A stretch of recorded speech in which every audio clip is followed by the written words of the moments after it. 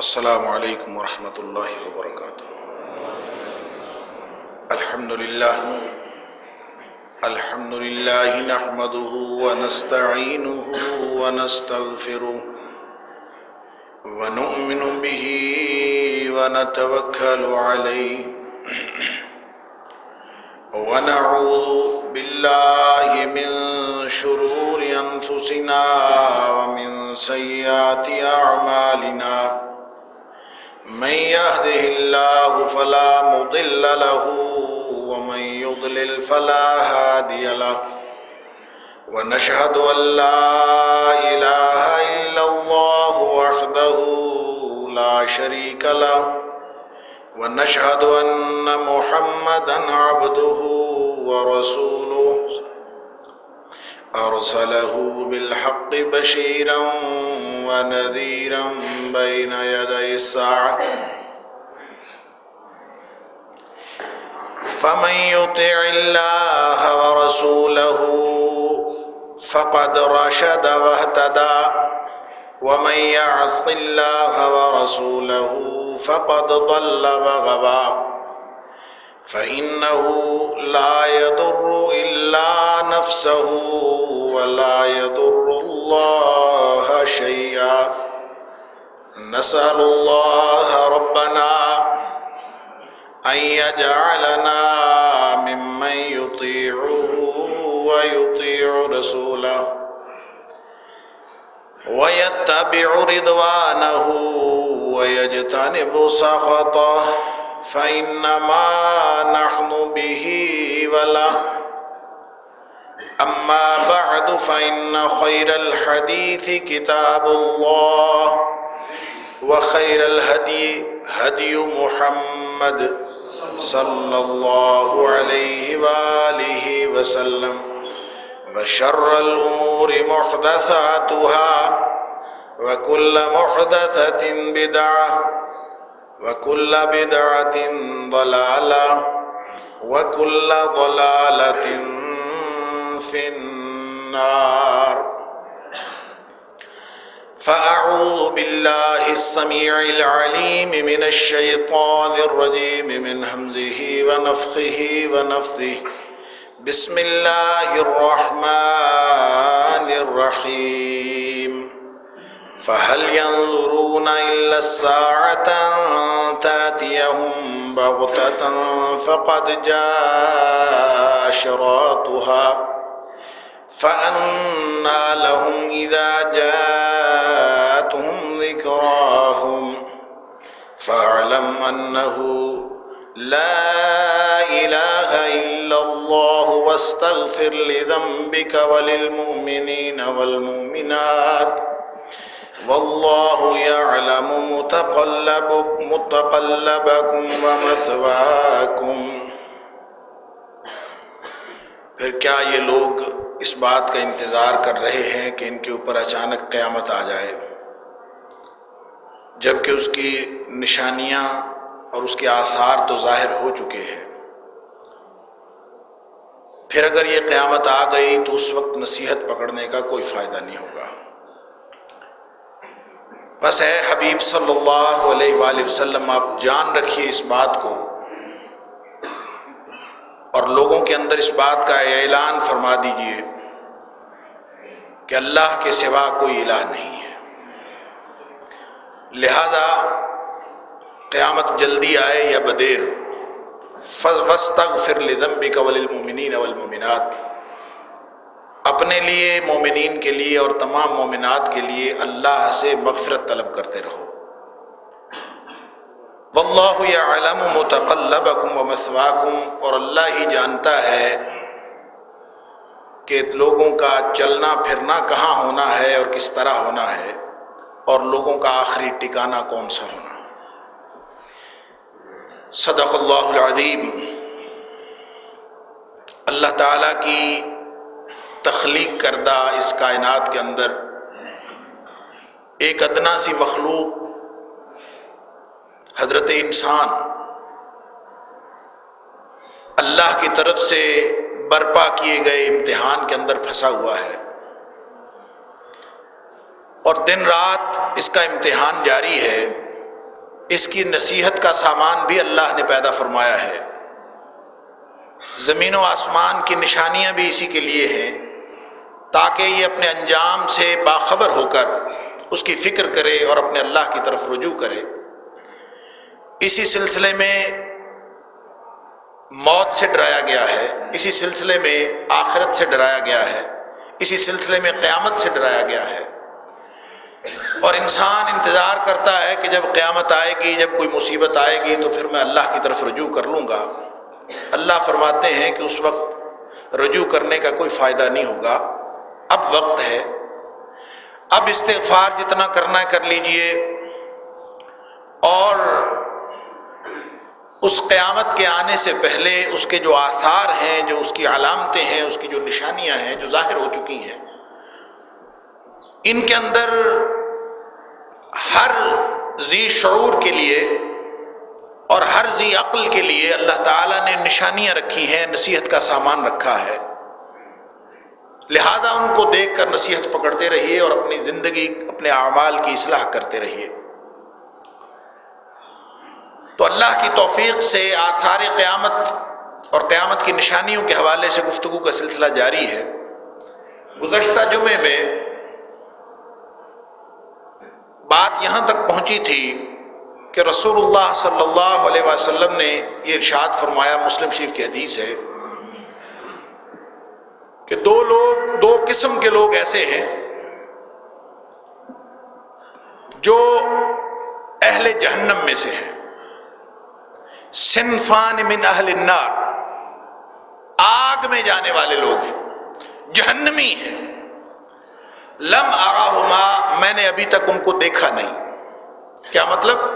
ان کا ظہور نہیں ہوا ابھی تک۔ اور یہ اس ضمن میں ہم نے اس حدیث کا جائزہ لیا تھا کہ وہ جو مسند احمد کی روایت ہے کہ رسول اللہ صلی اللہ علیہ وسلم نے فرمایا کہ قیامت کے قریب ایسے لوگ نکل آئیں گے، ایسے لوگوں کا ظہور ہوگا کہ جن کے ہاتھ میں اختیار ہوگا، اتھارٹی ہوگی، اور وہ اس اختیار کا استعمال کرتے ہوئے لوگوں کے اوپر ظلم روا رکھیں گے۔ اور اس کی بہت ساری انٹرپریٹیشنز ہو سکتی ہیں، بہت ساری تشریحات ہو سکتی ہیں، کچھ تشریحات میں نے آپ کے سامنے رکھی تھی، لیکن محسوس یہ ہوتا ہے کہ اگرچہ بظاہر اس سے مراد ظالم حکمران ہیں، لیکن ہر وہ شخص جو کسی نہ کسی طور اتھارٹی رکھتا ہے، اختیار رکھتا ہے، اور اپنی رعیت کے اوپر جس حد تک وہ ظلم ڈھاتا ہے اور جس طرح کا سلوک وہ اپنے سے کمزور لوگوں کے ساتھ کرتا ہے یا اپنے ماتحتوں کے ساتھ کرتا ہے، وہ بھی اسی کے اندر شامل ہیں کہ رسول اللہ صلی اللہ علیہ وسلم نے فرمایا قرب قیامت میری امت میں سے ایسے لوگ برآمد ہوں گے، ایسے لوگ ظاہر ہوں گے جو اتھارٹی استعمال کریں، ان کے ہاتھ میں ڈنڈا ہوگا، سیات معہم سیات کا اذناب البقر، گائے کی دموں جیسے کوڑے ان کے ہاتھ میں ہوں گے، اور کریں گے کیا؟ صبح بھی اللہ کی لعنت ان کے اوپر ہوگی، اللہ کی ناراضگی ان کے اوپر ہوگی، اور شام بھی اللہ کا غضب ان کے اوپر نازل ہوگا۔ کیوں؟ اپنا اختیار استعمال کریں۔ اور وہ حدیث ہم نے سن رکھی ہے، کلکم راع وکلکم مسئول عن رعیتہ، ہر شخص کی کوئی نہ کوئی راج دہانی ہے، ہر شخص کا کوئی ایریا آف جیورسڈکشن ہے جس کے اوپر اس کا حکم چلتا ہے، حکومت کا کوئی نہ کوئی ایریا موجود ہے، اختیار اتھارٹی ہے، اور ہر شخص اس اختیار کا استعمال کرتا ہے، چاہے چھوٹے سے چھوٹا انسان بظاہر بالکل نکما ہو اور بالکل اس کی کوئی بات نہ مانتا ہو، وہ بھی اپنے گھر جاتا ہے تو اپنے گھر کا حکمران ہوتا ہے، اور جس کے گھر والے بھی اس کی بات نہیں سنتے، کم از کم وہ اپنے جسم کا حکمران تو وہ بھی ہے۔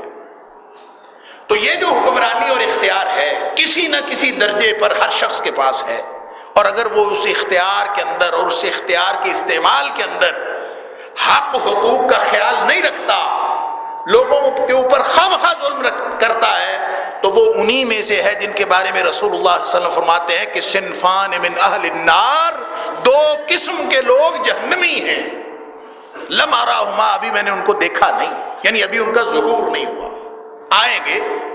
جیسا کہ دوسری حدیث میں حضرت ابو ہریرہ رضی اللہ تعالیٰ عنہ کو فرمایا کہ ابو ہریرہ تیری اگر عمر لمبی ہوئی، ان طالت بکا مدہ، تیری عمر اگر لمبی ہوئی تو تو دیکھے گا کہ ایسی قوم پیدا ہوگی جن کے ہاتھ میں مثل اذناب البقر، ان کے ہاتھ میں کوڑے ہوں گے، گویا اختیار ہوگا، اتھارٹی ہوگی، ہو سکتا ہے کوئی ویپن ہو، کوئی اسلحہ ہو، کوئی ہتھیار ہو، کوئی چھڑی ہو، جیسے لوگ چھڑی ہاتھ میں رکھتے ہیں اختیار کی علامت کے طور پر۔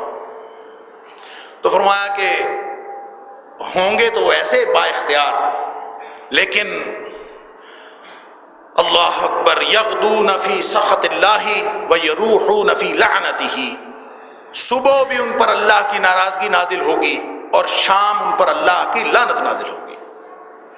اس طرح کے لوگ اللہ تعالی ہمیں محفوظ فرمائے، یہ بھی قیامت کی نشانیوں میں سے ایک نشانی۔ اور ہم دیکھتے ہیں ہمارے معاشرے کے اندر اس طرح کے لوگوں کی کمی نہیں، جو جہاں بیٹھا ہے وہ اختیار استعمال کر رہا ہے اور اختیار استعمال کر کے خوش ہوتا ہے، چاہے دوسرا جو مرضی ہو جائے۔ بات لطیفے کی ہے، کسی نے لطیفہ بنایا ہوا ہے، واللہ عالم کیسا ہے، لیکن اس کے اندر نصیحت کی بات ہے، اور لگتا یہ ہے کہ اس حدیث کی تشریح بھی اس سے ہوتی ہے کہ کوئی شخص جو ہے وہ ریلوے میں پھاٹک مین بھرتی ہو گیا، تو جب وہ واپس آیا تو لوگوں نے اس سے پوچھا کہ تم کیا لگے ہوئے ہو؟ اس نے کہا میں بڑا افسر، ریلوے میں بڑا افسر لگا ہوا۔ انہوں نے پوچھا تمہارا اختیار کیا ہے؟ اس نے کہا میرا اختیار یہ ہے کہ میرے ہاتھ میں جھنڈی ہوتی ہے، اور میں اگر سرخ جھنڈی لہرا دوں تو پوری ٹرین رک جاتی ہے، اور میں اگر سبز جھنڈی لہراؤں تو ٹرین چل پڑتی ہے، اتنا میرا اختیار ہے۔ پنڈ والے بڑے خوش ہوئے کہ واقعی ہمارا بھائی تو بڑا با اختیار، بہت بڑا افسر ہو گیا، اس کی جھنڈی لہرانے سے لوگ چل پڑتے ہیں، اتنی بڑی ٹرین رک جاتی ہے اس کی جھنڈی لہرانے سے۔ تو بالآخر سارا پنڈ اکٹھا ہو کے دیکھنے گیا کہ ایک دن ہم اپنے افسر کے اختیارات دیکھیں کہاں استعمال کرتا، اور جا کے انہوں نے دیکھا، سب کھڑے ہو گئے، ٹرین کا وقت تھا، انتظار کرتے رہے، ٹرین آئی، اس نے سرخ جھنڈی لہرا، ٹرین رک گئی، ظاہر ہے اس نے رکنا تھا، وہ رک گئی، سب لوگ اترے نیچے، ڈرائیور اور مختلف لوگ، عملہ ریلوے کا، وہ ٹرین کا جو بھی عملہ تھا، انہوں نے آگے پوچھا بھی ہوا کیا، کس وجہ سے تم نے جھنڈی لہرائی؟ اس نے کہا وجہ کوئی نہیں، میں نے صرف اپنا اختیار استعمال کیا، میں نے اپنا اختیار استعمال کیا ہے، اب میں جب جھنڈی لہراؤں گا تو تم چل پڑو گے، اور جب تک میں جھنڈی سرخ رکھوں گا تم چل نہیں سکتے۔ تو چاہے کوئی پھاٹک مین جیسی ادنا جگہ پہ ہو، وہ بھی اپنا اختیار استعمال کرتا ہے اور لوگوں کو دکھاتا ہے کہ میں یہ اختیار استعمال کر رہا ہوں۔ اللہ کے رسول صلی اللہ علیہ وسلم فرماتے ہیں یغدون فی سخط اللہ ویروحون فی لعنتہ، سب اختیار تو استعمال کر رہے ہیں، یعنی بے دین لوگ تو بے دین، دیندار لوگ بھی اگر کسی صاحب اختیار پوزیشن میں آ جائیں، کسی ایسی با اختیار پوزیشن میں ہوں، تو آپ ان سے پوچھ کے دیکھ لیں، کوئی قانون نہیں ہوگا، وہ کہے گا میرا اختیار ہے، میرا پریروگیٹو ہے، انگریزی میں کہتے ہیں میرا اختیار ہے، میرا حق ہے، میرا استحقاق ہے، میں چونکہ بڑا افسر بن گیا ہوں اس لیے میرا استحقاق، کوئی دلیل اس کے خلاف کوئی دلیل نہیں کام آتی کہ میرا استحقاق ہے۔ ڈرنا چاہیے اللہ کی ناراضگی سے اور اللہ کی لعنت سے کہ اختیار جتنا بھی ہے اس کو استعمال کرتے ہوئے اللہ نے قیامت والے دن پوچھ لینا ہے کس طرح استعمال کیا تھا۔ اور دوسرے وہ لوگ ہیں وَنِسَاءٌ کاسیاتٌ عاریات، دوسرے وہ خواتین وہ بھی جہنمی ہیں۔ کون؟ کاسیات عاریات، جو لباس پہنے ہوئے بھی برہنہ ہوتی ہے، لباس پہنا ہوا ہے لیکن یوں لگتا ہے کہ جیسے لباس نہیں پہنا ہوا۔ اللہ اکبر، اس کی تشریح کی اور وضاحت کی ضرورت نہیں۔ کاسیات عاریات، اور پھر فرمایا ممیلات مائلات، خود بھی گناہ کی طرف مائل ہیں اور دوسروں کو بھی گناہ کی طرف مائل کرنے والی ہیں۔ ظاہر ہے کہ اگر کوئی کاسیات عاریات ہوں گی جو لباس پہنے ہوئے بھی برہنہ نظر آئیں گی، کیا مطلب؟ لباس ایسا ہوگا کہ اس سے جسم کے خد و خال نمایاں طور پر نظر آئیں گے۔ تو ایسے لباس کا کیا فائدہ جو جسم کا پردہ ہی نہ رکھے، جو ساتر ہی نہ ہو، اس لباس کا کوئی فائدہ نہیں. کاسیات عاریات، کپڑے پہن کر بھی ننگی ہوگی. اللہ اکبر. اور فرمایا ممیلات مائلات. یہ ممیلات اور مائلات کا ایک معنی تو یہی ہے کہ خود بھی گناہ کی طرف مائل ہونے والی، دوسروں کو بھی گناہ کی طرف مائل کرنے والی. اور دوسرا معنی یہ بھی ہو سکتا ہے کہ خود بھی اللہ کے حکم سے انحراف کرنے والی اور دوسروں کو بھی اللہ کے حکم سے انحراف کی طرف مائل کرنے والی. اللہ اکبر. تو فرمایا ان کی ایک نشانی اور ہے کہ سر کے بال جو ہیں وہ اوپر بنا کے رکھتی ہیں. رؤوس اسنمۃ البخت المائلہ، ان کے سر اس طرح سے ہوتے ہیں، بال اس طرح سے بنائے ہوتے ہیں جیسے اوپر کو کسی بختی اونٹ کی کوہان ہوتی ہے، اس طرح سے انہوں نے سر بنائے ہوتے ہیں. اللہ اکبر. اور یہ جو اس کو عام ہمارے زبان میں کہتے ہیں جوڑا کرنا، تو جوڑا کیے ہوئے ہوتی ہیں، اوپر کوہان بنائی ہوئی ہوتی. اللہ اکبر. اور یہ بعض اوقات جو ہے وہ کوہان ایک طرف کو ڈھلکی ہوتی ہے مائلہ. یہ فرمانے کے بعد، یہ نشانیاں بتانے کے بعد رسول اللہ صلی اللہ علیہ وسلم نے فرمایا کہ لا يدخلن الجنہ، یہ کبھی جنت میں داخل نہیں ہوں گی. ولا یجدن ریحھا، بلکہ وہ جنت کی خوشبو بھی نہیں پائیں گی. اور پھر فرمایا اس کی خوشبو تو اتنی مسافت سے آ جاتی ہے، کتنے فاصلے تک جنت کی خوشبو جاتی ہے، جو دیگر روایات میں آتا ہے کہ 500 سال کے فاصلے تک جنت کی خوشبو آتی ہے. تو ان کو جنت کی خوشبو بھی نہیں آئے گی. واللہ اعلم کتنے لمبے فاصلے تک جنت کی خوشبو آتی ہے. یہاں پہ مسیرت قضا و قضا، دور دور تک اس کی خوشبو آتی ہے، لیکن ان کو جنت کی خوشبو بھی نہیں، یعنی جنت کے قریب ہی نہیں جائیں گے. اللہ اکبر. یہ بھی قیامت کی نشانیوں میں سے ہے. اور مجھے نہیں لگتا کہ اس کے پوری ہونے میں کوئی شک رہ گیا. یعنی اس کی آپ تشریح وضاحت، یا گویا بے حیائی ہے، عریانی جس کو آپ کہتے ہیں، فحاشی جس کو آپ کہتے ہیں، اس کا اور بھی اور دیگر حدیث کے اندر بھی ذکر ہے. ایک حدیث میں رسول اللہ صلی اللہ علیہ وسلم فرمایا کہ لا تقوم الساعة حتى يظهر الفحش، اس وقت تک قیامت قائم نہیں ہوگی جب تک بے حیائی عام نہ ہو جائے. حتى يظهر الفحش، بلکہ پھر فرمایا والتفاحش، بے حیائی ایک تو وہ ہے نا جو آدمی ذاتی طور پر کرتا، اور ایک بے حیائی وہ ہے جو اجتماعی طور پر کی جاتی ہے.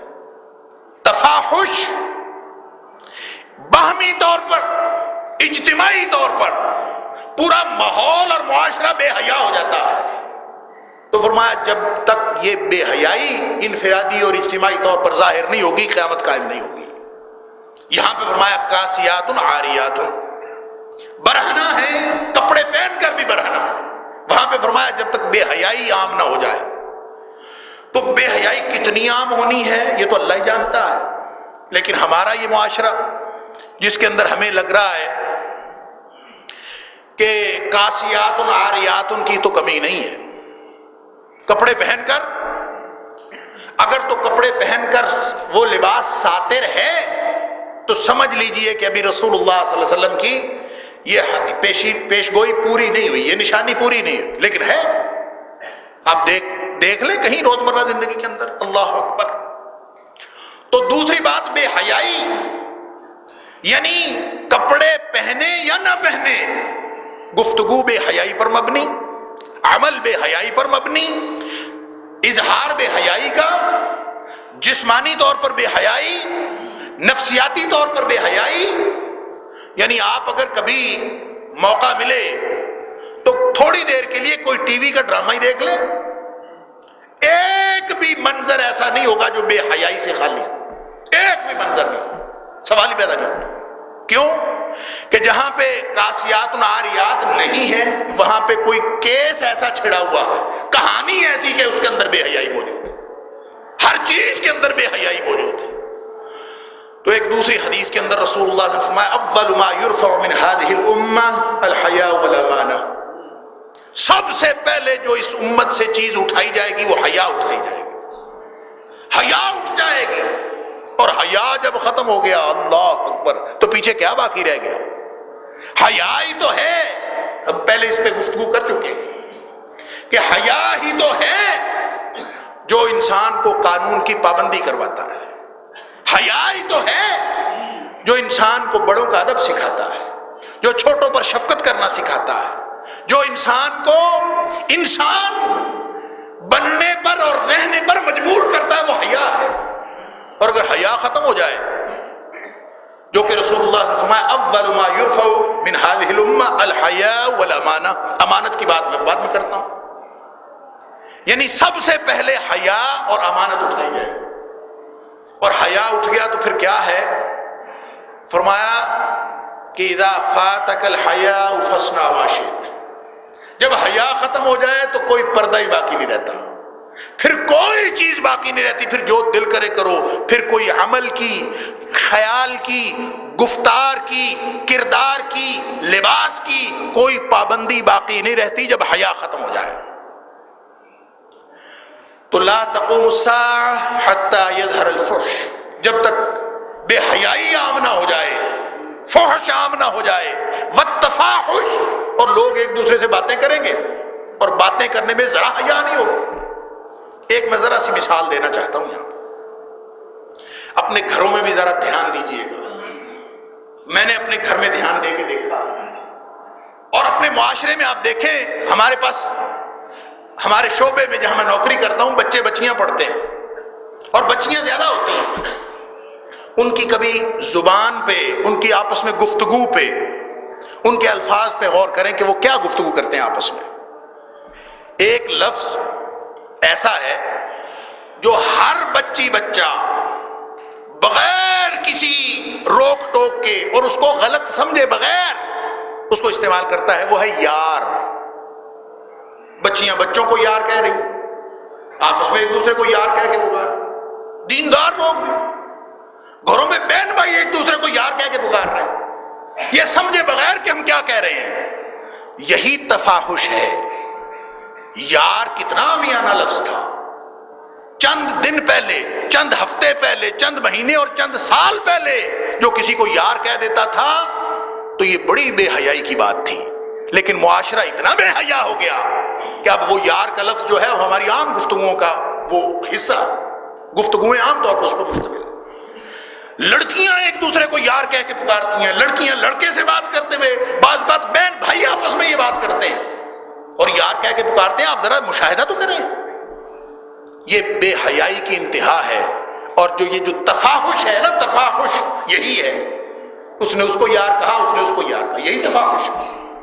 بے حیائی کی بات نہ اس کو خیال ہے کہ بے حیائی ہے، نہ اس کو خیال ہے کہ بے حیائی ہے، اور یہ بھی قیامت کی نشانیوں میں سے ہے۔ اللہ تعالیٰ ہمیں اس سے محفوظ فرمائے، وگرنہ اگر حیا چلی گئی تو پیچھے تو کچھ باقی نہیں بچا۔ اللہ اکبر، اذا لم تستحی فاصنع ما شئت، جب حیا ہی نہیں کرتا انسان، حیا سے ہی خالی ہو گیا، شرم ہی نہیں آتی۔ شرم ہی تو ہوتی ہے، سمجھاتے ہوئے بڑے کہتے ہیں نا شرم نہیں آتی، تو جب نہیں آتی تو وہ کہتا ہے میں تو بے شرم ہو گیا ہوں۔ اور جو بے شرم ہو جائے اس پر پھر کوئی قانون اثر نہیں کرتا، اس پر پھر کوئی ضابطہ اثر نہیں کرتا۔ ہمارے معاشرے کے اندر رسول اللہ نے فرمایا اول ما یرفع من هذه الامه الحیاء والامانہ، دوسری چیز ہے امانت، امانت غائب ہو جائے گی۔ اللہ اکبر۔ امانت کی اس حدیث کی تشریح سے پہلے میں ایک اور حدیث آپ کے سامنے رکھنا چاہتا ہوں۔ حضرت حذیفہ بن یمان رضی اللہ تعالیٰ راوی ہیں، اور یہ بخاری شریف کے اندر حدیث ہے۔ حضرت حذیفہ رضی اللہ عنہ فرماتے ہیں کہ رسول اللہ صلی اللہ علیہ وسلم نے فرمایا کہ جو امانت تھی نا یہ بڑی چیز تھی، بڑی قیمتی چیز تھی۔ ان الامانہ، جو اصل امانت تھی، نازلت فی جذر قلوب الرجال، یہ لوگوں کی دلوں کی گہرائیوں میں نازل کی گئی تھی۔ ان الامانۃ نزلت فی جذر قلوب الرجال، لوگوں کے دلوں کی گہرائیوں کے اندر امانت نازل کی گئی تھی۔ ثم علموا من القرآن، پھر قرآن کے ذریعے سے ان کو امانت مزید سکھائی گئی کہ امانت کیا ہوتی ہے۔ اس کی اہمیت بتائی گئی. ثم علموا من السنہ، پھر سنت کے ذریعے سے ان کو امانت اور دیانت کا سبق دیا گیا اور کوٹ کوٹ کے بھرا گیا. لہذا جو کتاب و سنت کے ساتھ منسلک ہوا ان کے اندر امانت بھر دی گئی، دیانت داری بھر دی گئی. اللہ اکبر. لیکن رسول اللہ صلی اللہ علیہ وسلم نے فرمایا پھر ایک وقت آئے گا، ینام الرجل نومتن، ایک دن کوئی شخص سویا ہوا ہوگا اور سو کے اٹھے گا تو وہ محسوس کرے گا فتقبض الامانۃ من قلبہ، اس کے دل سے ساری امانت اٹھا لی گئی. دیانتداری ختم. سویا تھا تو دیانتدار تھا، سو کے اٹھا تو امانت ختم. اللہ اکبر. فیدل اثرها مثل الوقت، فرمایا اس کا بس اتنا اثر رہ جائے گا دیانتداری کا، امانت کا، جیسے ایک نقطہ نہیں ہوتا باقی ساری امانت غائب ہو گئی، تو ذرا سا نقطہ ہوگا جس کی وجہ سے وہ یہ کہے گا کہ ہاں بھائی میں ایماندار ہوں، بھائی دیانتداری کا خیال رکھنا چاہیے، بھائی سب کو دیانتدار ہونا چاہیے، وہ یہ کہے گا اس لیے کہ اس کے اندر نقطہ موجود ہے. فرمایا پھر وہ سوئے گا، لمبی حدیث ہے، پھر وہ سوئے گا، کسی دن سویا ہوا اٹھے گا تو فرمایا وہ نقطہ بھی امانت کا غائب ہو جائے گا، پوری طرح بے ایمان بد دیانت بن جائے گا. لیکن فرمایا کہ کچھ نہ کچھ اثر باقی رہے. فَيَبْقَى أَثَرُهَا مِثْلَ الْمَجْلِ، اتنا اثر اس میں باقی رہ جائے گا. آپ نے مثال بیان فرمائی کہ جس طرح جسم کے اوپر چھالا پڑ جائے، انگارہ اگر جسم کو چھو جائے تو چھالا پڑ جاتا ہے، اور چھالا جب پڑ جاتا ہے تو چھالے کی اوپر والی جو تہ ہوتی ہے وہ کتنی مضبوط ہوتی ہے اور کتنی اہمیت والی چیز ہوتی ہے. فرمایا امانت اتنی رہ جائے گی جیسے چھالے کے اوپر والا چھلکا ہوتا ہے، وگرنہ باقی ساری ختم. پھر کیا ہوگا؟ پھر لوگ خرید و فروخت کریں گے، لوگ ایک دوسرے سے مال خریدیں گے. وقت ایسا آ جائے گا کہ ساری سرگرمیاں مالی، معاشی، معاشرتی چل رہی ہوں گی. اللہ اکبر. لیکن ہوگا کیا؟ لا یکاد احد ان یؤدی الامانہ، ایک بھی شخص دیانتدار نہیں ملے گا. سارے معاملات ویسے چل رہے ہوں گے لیکن ہر شخص اپنی جگہ پر بے ایمان بن کے بیٹھا ہوگا. لا یکاد احد ان یؤدی الامانہ، ایمانتدار آدمی کوئی نہیں ملے گا. حضرت حذیفہ رضی اللہ عنہ فرماتے ہیں کہ رسول اللہ صلی اللہ علیہ وسلم فرمایا پھر ایک ایسا وقت آئے گا کہ لوگ یہ کہا کریں گے آپس میں باتیں کرتے ہوئے، ساری سرگرمیاں جاری رکھے ہوئے، لوگ یہ کہا کریں گے کہ انا فی بنی فلان کان رجلا امینا، کہ بھائی فلاں فلاں خاندان میں جو فلاں شخص ہوتا تھا اس کی اولاد میں کوئی ایک شخص ایمانتدار ہوتا تھا. لوگ حوالہ دیا کریں گے. اس حد تک بے ایمانی، بددیانتی عام ہو جائے گی اور امانت اٹھ جائے گی کہ لوگ حوالہ دیا کریں گے کہ ان فی بنی فلان کان رجلا امینا، فلاں لوگوں میں، فلاں خاندان میں ایک شخص امانتدار ہوا کرتا تھا. اللہ. پھر ایسا وقت آ جائے گا کہ بڑے بڑے لیڈر بھی ہوں گے، بڑے بڑے بہادر بھی ہوں گے، لوگ ہوں گے اور قابل تعریف لوگ بھی ہوں گے. لوگوں کی تعریفیں بھی کی جائیں گی. رسول اللہ صلی اللہ علیہ وسلم نے فرمایا لوگوں کی تعریفیں کی جائیں گی. لوگ تعریف کیا کریں گے؟ کہیں گے ما عقلہ، بھائی بڑا عقل مند ہے، وما اظرفہ وما اجلدہ، لوگ اس کی تعریفیں کریں گے کتنا بہادر ہے، کتنا خوش مزاج ہے، کتنا عقل مند ہے. یہ ساری تعریفیں کی جائے گی اور کی جایا کریں گی. لوگوں کے بارے میں کہا بڑا تیز ہے، بڑا سمارٹ ہے، بڑا عقل مند ہے، بڑا سودے باز ہے، ساری تعریفیں ہوں گی. اللہ اکبر. لیکن فرمایا وما فی قلبہ مثقال حبۃ خردل من ایمان، لیکن اس کے دل میں رتی بھر بھی ایمان نہیں ہوگا. جو قابل تعریف لوگ ہوں گے، عام لوگوں کی بات نہیں ہے، جو قابل تعریف لوگ ہوں گے، جن کی تعریف کی جایا کرے گی، لوگ ان کو بڑا سمجھ کے اور تعریفوں کے پل باندھ دیں گے. ما قلہ وما ذرفہ وما جلدہ، کہ بڑا آدمی ہے بھائی، بڑا پیسہ ہے بھائی اس کے پاس، بڑا سیاںا، بڑا کاروباری، بڑا بہادر، بڑا دلیر، بڑا معاملہ کرنے والا، اور بڑا خوش مزاج، بڑا خوش اخلاق، بڑا زندہ دل. یہ ساری تعریفیں ہوں گی، لیکن فرمایا اس کے دل میں رتی بھر ایمان نہیں ہو، رائی کے دانے کے برابر بھی ایمان نہیں ہوگا. اللہ تعالیٰ معاف فرمائے. اور وہ جو فرمایا کہ اول ما یرفع من هذه الامه الحیاء والامانہ، سب سے پہلے جو اس امت سے اٹھایا جائے گا حیا اور امانت ہی اٹھائی جائے گی. ایک دفعہ حضرت ابو ہریرہ رضی اللہ تعالیٰ عنہ فرماتے ہیں، یہ بھی بخاری شریف کی حدیث ہے، کہ رسول اللہ صلی اللہ علیہ وسلم صحابہ کرام کے درمیان میں بیٹھے تھے اور کسی معاملے پر گفتگو فرما رہے تھے. ایک شخص آیا اور اس نے آ کے پوچھا اللہ کے رسول صلی اللہ علیہ وسلم متی الساعہ، یا رسول اللہ صلی اللہ علیہ وسلم متی الساعہ، قیامت کب قائم ہوگی؟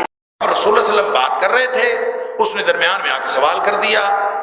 اور حضرت ابو ہریرہ رضی اللہ تعالیٰ عنہ فرماتے ہیں کہ اللہ کے رسول صلی اللہ علیہ وسلم اس کی بات کا کوئی جواب نہیں دیا، آپ اسی طرح گفتگو کو آپ جاری رکھے ہوئے آگے بڑھاتے رہے. تو راوی کہتا ہے کہ ہم حیران ہوئے کہ اللہ کے رسول صلی اللہ علیہ وسلم نے یا تو اس کی بات کو سنا نہیں، اگر سنا ہے تو ناگوار محسوس کیا، اس لیے جواب نہیں دیا. اور اس طرح کی لوگ آپس میں باتیں کرتے رہے، پتہ نہیں کیا وجہ ہے کہ اس کی بات کا رسول اللہ صلی اللہ علیہ وسلم نے جواب نہیں دیا. تو تھوڑی دیر بعد جب رسول اللہ صلی اللہ علیہ وسلم کی گفتگو ختم ہوئی تو آپ نے پوچھا وہ کہاں ہے بندہ جس نے سوال کیا تھا؟ این السائل، بلائیں ذرا جس نے سوال کیا تھا. وہ بیٹھا ہوا تھا.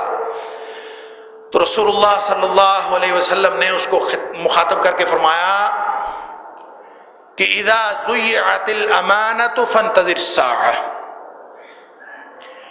کہ بھائی تم نے سوال کیا ہے کہ قیامت کب قائم ہوگی؟ جب امانتیں ضائع کی جانے لگیں، امانتیں ضائع ہونے لگیں، فانتظر الساعہ، پھر تو قیامت کا انتظار کرنا کہ اب تو قیامت آئی کہ آئی. اللہ اکبر. تو وہ حیران ہوا، اس نے کہا اللہ کے رسول امانتیں ضائع ہونے کا کیا مطلب؟ کیف اضاعتها یا رسول اللہ صلی اللہ علیہ وسلم، اللہ کے رسول امانت ضائع ہونے کا کیا مطلب؟ وہ کیسے ضائع ہوگی؟ یہ امانت تو امانت ہوتی ہے، وہ ضائع کیسے ہوگی؟ اللہ اکبر. تو رسول اللہ صلی اللہ علیہ وسلم نے فرمایا کہ اذا وسد الامر الى غیر اہلہ، امانت کا ضائع ہونا یہ ہے کہ جب اختیار ایسے لوگوں کے ہاتھ میں آ جائے جو اس کے اہل نہیں ہیں. اذا وسد الامر الى غیر اہلہ، نااہل لوگ حکمران بن جائیں، نااہل لوگوں کے ہاتھ میں اختیار آ جائے. اس لیے کہ اسی کے بارے میں تو فرمایا تھا کہ ان اللہ یامرکم ان تؤدوا الامانۃ الی اہلها، ان تؤدوا الامانۃ الی اہلها. اللہ نے حکم دیا تھا کہ دیکھو امانت اس کے اہل کے سپرد کرنی ہے. اور جب کبھی تم نے وَإِذَا حَكَمْتُمْ بَيْنَ النَّاسِ أَن تَحْكُمُوا بِالْعَدْلِ، جب کبھی تمہارے ہاتھ میں کوئی ترازو آئے نا، جب کبھی فیصلہ کرنا پڑے، کوئی موقع آ ہی جاتا ہے، تو پھر انصاف سے فیصلہ کرنا ہے. اس بنیاد پر نہیں کرنا کہ کون رشتہ دار ہے، کون اپنی پارٹی کا ہے، کون اپنے گروپ کا ہے، کس کے ساتھ تعلق ہے، کس سے کل کام پڑ سکتا ہے. اس بنیاد پر فیصلہ نہ کرنا، بلکہ فیصلہ اس بنیاد پر کرنا کہ عدل کا تقاضا کیا ہے، انصاف کی بات کیا ہے. اور اگر آپ نے اپنے امور، اپنے اختیارات اور اپنی حکومت، اپنا اختیار اذا وسد الامر الى غیر اہلہ، ایسے لوگوں کے ہاتھ میں چلا گیا جن کو پتہ ہی نہیں انصاف کیا ہوتا ہے، بلکہ اگر کہیں برائے نام انصاف ہے بھی تو اس انصاف کا بھی گلا وہی گھونٹیں، کسی عدالت کو نہ مانے، کسی عدالت کے فیصلے کو نہ مانے. فرمایا جب ایسے لوگ تمہارے اوپر حکمران آ جائیں فانتظر الساعہ، پھر سمجھے کہ قیامت آئی کہ آئی، اس لیے کہ امانت تو ختم ہو گئی۔ یہی ہے امانت کا ضائع ہونا۔ تو یہ اس کا تعلق صرف اور صرف ان لوگوں سے نہیں ہے جو حکومت میں بیٹھے ہیں، اس کا تعلق ہر اس شخص کے ساتھ ہے جو کسی بھی با اختیار پوزیشن پہ بیٹھا۔ دیکھ لیجئے، آپ اپنے ارد گرد دیکھ لیجئے کتنے لوگ جو با اختیار بن کے بیٹھے ہیں اور وہ اہل ہیں اس عہدے کے، پتہ ہی نہیں کسی بات کا، ٹیکنیکل چیزیں جو اس عہدے کا تقاضا ہیں وہ نہیں جانتے، لیکن اس عہدے پہ بیٹھے ہیں۔ کیوں بیٹھے ہیں؟ اس لیے بیٹھے ہیں کہ کسی کا کوئی وزیر قریبی ہے، کسی کا کوئی مشیر قریبی ہے، کوئی کسی کا رشتہ دار ہے، کوئی کسی کا رشتہ دار ہے۔ یہ ماجد نعیم کا سلسلہ نہیں دیکھا آپ نے؟ سنا ہوگا نا، اخباروں میں پڑھا ہے کہ یہ بورڈ کے اندر آئی ٹی کنسلٹنٹ رہا ہے پاکستان کے سارے بورڈز کا، اور اس سے پہلے حکومت کا آئی ٹی کنسلٹنٹ رہا، اور اس نے بیڑا غرق کیا۔ یہ ایف اے والے بیچارے جو سڑکوں پہ پھرتے ہیں نا، ان کا بیڑا غرق اس نے کیا۔ نیا سسٹم، کروڑوں نہیں اربوں روپے لگے ہیں اس پر، لاکھوں روپے مہینے کی تنخواہ لیتا تھا، اور کسی کا رشتہ دار ہے۔ اور بعد میں پتا چلا جب یہ رزلٹ اتنا خراب ہوا تو پتا چلا کہ سارا کام اس نے خراب کیا ہے۔ پھر وہ پکڑا گیا، پھر اس کی چھان بین ہوئی، کئی سال سے لاکھوں روپے تنخواہ لے رہا ہے، کئی سال سے سارا کام کر رہا ہے، تو پتا چلا اس کے پاس آئی ٹی کی ڈگری ہی نہیں ہے، اور پاکستان کا سب سے بڑا آئی ٹی کنسلٹنٹ بنا ہوا تھا۔ اور یہ کوئی ایک بات نہیں ہے، گھر گھر یہی کہانی ہے، دفتر دفتر یہی کہانی ہے۔ اہل کون ہوتا ہے؟ اہل وہ ہوتا ہے جو عدل و انصاف کے تقاضے سمجھتا ہو، جو اس پوسٹ کے لیے بنیادی اخلاقی تقاضے پورے کرتا ہو۔ اور کسی بھی پوسٹ کے لیے بنیادی اخلاقی تقاضا کیا ہے؟ کہ کوئی بھی شخص اختیار لینے کے لیے راضی نہ ہو، جو اختیار لینے کے لیے دوڑ دھوپ کرے، خود تڑپے، لوگوں کی سفارشیں کروائے، تو سب سے پہلا ثبوت ہے کہ وہ شخص نااہل ہے۔ اس کے نااہل ہونے کا پہلا ثبوت یہ ہے کہ جو کسی اختیار کے لیے تڑپتا ہے۔ بھئی دیکھیں، یہ جو لیکچرر بیٹھے ہوتے ہیں کالجوں کے اندر، یہ گریڈ 17 کے ہیں، یہ اسسٹنٹ کمشنر کیوں بننا چاہتے ہیں؟ یہ اے ایس پی کیوں بننا چاہتے ہیں؟ یہ محنت کر کے، دن رات لگا کے یہ محکمہ چینج کر کے وہاں چلے جاتے ہیں۔ کیوں؟ وہی تو تنخواہ ہے وہاں پہ، اختیار کے لیے۔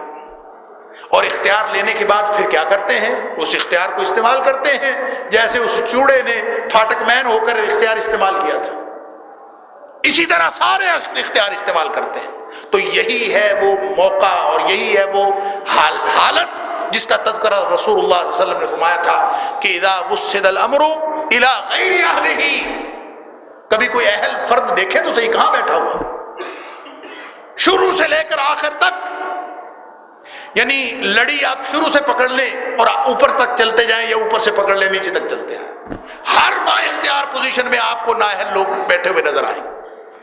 اور یہ نااہل لوگ جو بیٹھے، اسی کا تذکرہ رسول اللہ صلی اللہ علیہ وسلم نے فرمایا تھا کہ تو پوچھتا ہے قیامت کب آئے گی؟ تو قیامتی زمانہ اس وقت ہوگا جب امانت اٹھ جائے، جب حیا اٹھ جائے، تو وہ موقع آ گیا ہے، وہ زمانہ آ گیا ہے کہ نہ حیا باقی رہا ہے اور نہ امانت باقی رہی ہے۔ اور یہ رسول اللہ صلی اللہ علیہ وسلم نے اس بات کی وضاحت فرما دی کہ یہ نشانیاں تمہارے اوپر ظاہر ہو جائیں تو پھر قیامت کا انتظار کرنا ہے۔ اور قیامت کا انتظار کرنے کا کیا مطلب ہے؟ وہ جو میں نے شروع میں بات کی ہے کہ پھر اپنی موت کے لیے تیاری کر لیں، قیامت کی تیاری کر لیں۔ ایک حدیث کے اندر آتا ہے کہ جب تمہارے شرار جو ہیں، بدترین لوگ، اذا کان شرارکم خیارکم، تمہارے بدترین لوگ جو ہیں وہ تمہارے بہترین لوگ بن جائیں، یعنی ان لوگوں کو اہمیت دی جانے لگے جو بدترین لوگ ہیں معاشرے کے۔ آپ نے یہ میڈیا کے اوپر اور اخباروں کے اندر پڑھی ہوں گی اور الیکٹرانک میڈیا میں دیکھی ہوں گی خبریں کہ فلاں نے فلاں سے شادی کر لی، بھئی کتنی کو خبر ہے، شادیاں روز ہوتی ہیں، فلاں نے فلاں سے شادی کی، اس پہ گھنٹوں کے پروگرام، اس نے کپڑے ایسے پہننے ہیں، اس نے فلاں کرنا ہے، اس نے فلاں جگہ رہنا ہے، گھر ویسا ہے، ایسی چیز ہے، اخباروں کے اندر کالم لکھے ہوئے ہیں۔ کس وجہ سے؟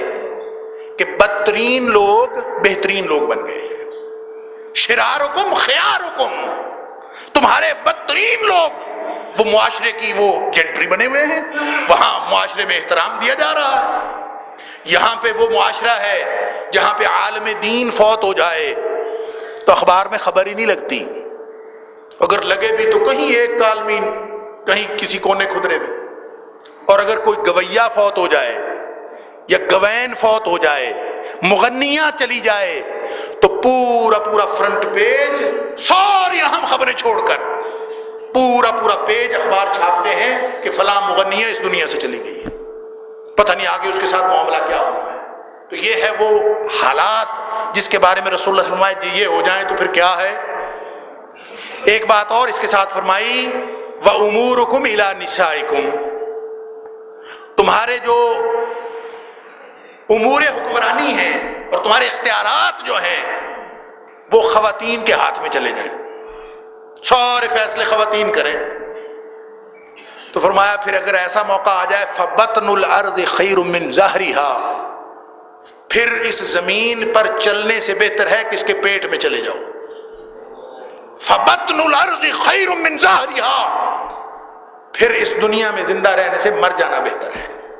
جب یہ حالات ہو جائیں گویا قیامت تو ٹوٹ پڑی، قیامت تو آ گئی کہ رذیل ترین لوگ بہترین لوگ بن گئے اور بہترین لوگ بدترین لوگ بن گئے، معاشرے کے سارے آداب بدل گئے، حفظ مراتب بدل گیا، سارا پروٹوکول چینج ہو گیا۔ جب یہ ہو جائے، اور حکمران تو اللہ نے مرد کو بنایا، ڈرائیونگ ویل ڈرائیونگ فورس تو مرد ہے، عورت اس کے ساتھ معاون ہے۔ اور اگر یہ بھی سارے نارمز ہی معاشرے کے چینج ہو جائیں تو فرمایا جب ایسا ہو جائے تو پھر اس کا مطلب ہے زمین کا نظام تو دربرابر ہو گیا ہے، یہاں تو رہنے کی پھر کوئی بات نہیں ہے۔ فَبَطْنُ الْأَرْضِ خَيْرٌ مِّن ظَهْرِهَا، پھر زمین کا پیٹ اس کی پشت سے زیادہ بہتر ہے۔ اللہ اکبر۔ وقت ہو گیا، انشاءاللہ گفتگو کا سلسلہ جاری رہے گا۔ صرف ان ساری نشانیوں سے جو بات ہم نے حاصل کی ہے اور جو اس کا درس ہے، جو سبق ہے، وہ یہی کہ اپنی زندگیوں کی اصلاح کر لیں۔ یہی موت کی تیاری ہے، یہی قیامت کی تیاری ہے، اور یہی اللہ کے عذاب سے بچنے کا طریقہ ہے۔ اللہ تعالیٰ مجھے اور آپ کو صحیح معنوں میں کتاب و سنت سمجھنے اور اس پر عمل کرنے کی توفیق عطا فرمائے۔ وآخر دعوانا